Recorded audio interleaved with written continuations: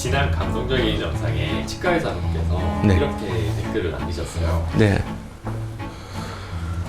댓글 중에 라는 분이 치과의사입니다. 개원을 준비하며 최성호 원장님의 세미나를 수강한 적이 있습니다. 보통 겉만 번지르하게 포장되어서 나온 경우가 많은데 이분은 치과의사로서도 찐입니다 라고 극찬을 남겨주셨네.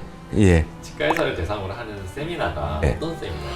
그게 뭐냐면 가장 기본적인 내용이에요. 벌써 23년, 4년 됐네요. 그러니까 치아를 여러 가지 깎는 과정이 있는데 치아 삭제의 원리, 이론을 설명을 하고 실습을 가르쳐주는 프로그램이에요. 처음에 이거를 했을 때는 새내기 치과의 선생님들을 위해서 진행을 했는데 막상 진행을 하다 보니 제가 존경스럽게도 73학번까지 선생님까지 오셨어요. 저보다 한 12살 정도 많으신 선생님도 오셨어요. 그래서 너무 깜짝 놀랐죠. 아니나 다를까 그분들은 저보다 훨씬 잘 깎으세요. 또 그런데도 배우러 오신 게 너무 존경스럽더라고요. 그래서 간혹 가다가 연차가 많으신 20년 이상인 선생님들도 오시고 또 하나의 큰 부류는 결혼 후에 출산과 육아를 하면서 한 10년 정도 쉬신 선생님들이 다시 치과의사를 하기 전에 웜업하러 오시는 분들, 그때 한두 부류가 형성되어 있고요.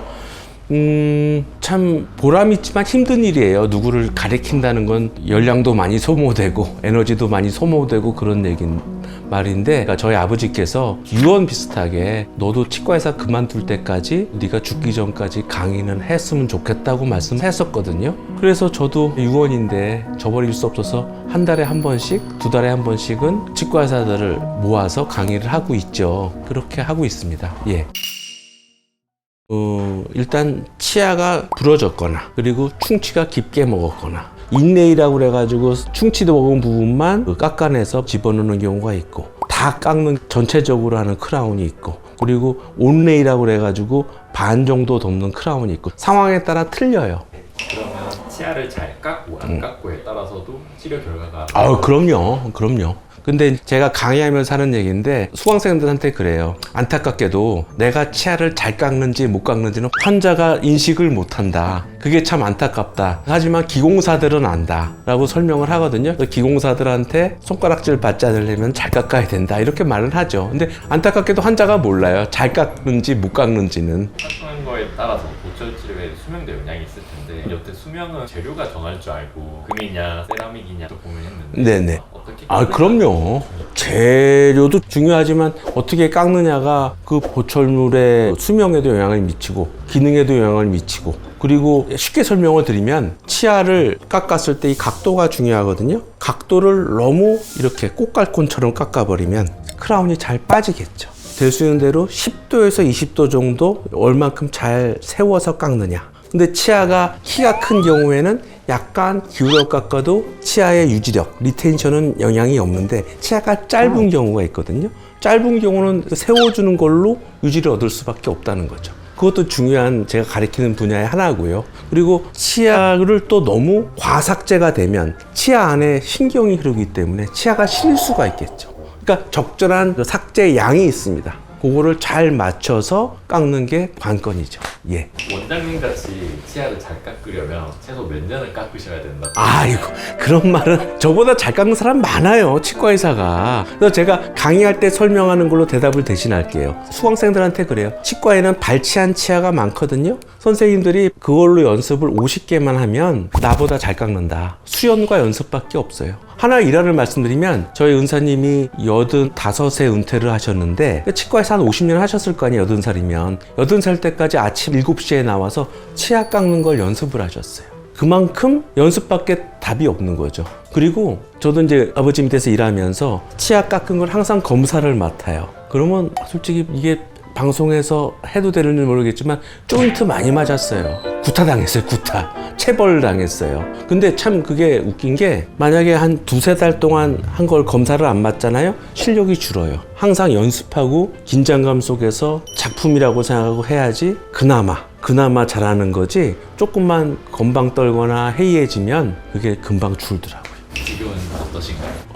지금 봐주는 사람이 없는데 항상 아버지가 옆에 있다고 생각하고 열심히 하죠. 얼만큼 정성을 다해서 조금이라도 더 보느냐. 근데 그게 양날의 검인 게 나는 잘한다고 막 열심히 오랫동안 하면 환자들은 고통스럽잖아요.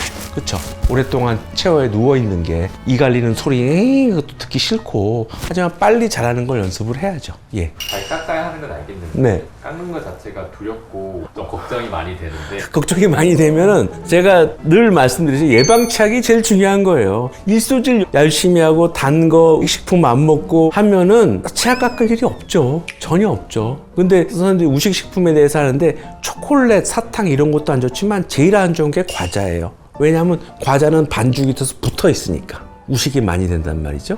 그러니까 단 거를 먹더라도 단 거 양이 중요한 게 아니에요. 입에 머무르는 시간이에요. 막대 사탕이 제일 안 좋죠. 계속 빨고 있으니까. 초콜릿을 한 박스를 막 먹고 일소질하면 아무 상관이 없어요. 치아 우식이 탄산음료, 단 거 15분만 머물러 우식이 시작돼요. 15분이에요. 근데 타탕 물고 잔다든지 그러면 뭐 치아를 깎아주는 수밖에 없죠. 네. 세미나에서 수강생분들께 가장 강조하시는 한 가지가 있다면 예를 들어서 한 18살, 20살 된 사람들의 연구치를 크라운한다 그러면 안타까운 거예요. 내가 아무리 잘해도 수명이 있는데 20살에 크라운을 했으면은 35세 때 그게 이제 나중에 탈락되거나 2차 후식이 먹거나 또 다시 하면 35세 이후에 스펙트럼이 좁아지잖아요. 그러니까 치아의 수명과 환자의 라이프 타임과는 어느 정도 맞춰줘야 돼요. 환자한테 어떻게 하면 덜 깎을까를 고민을 해라. 상황이 어쩔 수 없으면 어쩔 수 없지만 웬만하면 젊은 환자들, 어린 환자들한테 다 깎는 건 한번 심각히 고려를 해봐라. 구독, 좋아요,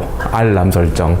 환자분들께 꼭 한마디 남겨주신다면 어떤 조언을 그걸 말씀드릴게요. 치아가 치료할 게 예를 들어서 8개, 9개가 돼요. 한꺼번에 치료하는 거 아닙니다. 한두 개, 두세 개 치료해서 집어넣고 잘 씻고 그 다음에 아래 하고 이렇게 오른쪽으로 옮기고 이런 식으로 해서 차분차분하는 게 중요한 거지 한꺼번에 다 깎는 거는 정말 위험한 일이에요. 본인의 하나에 닿는 기준을 만져놓고 그 기준으로 해서 이쪽을 만들고 또 어느 정도 한 2, 3주 써본 다음에 만들고 이런 순서가 중요한 거예요. 독자분들도 치과의사가 10몇 개 치료할 거 있다 해서 한꺼번에 막 하는 데는 가지 마세요.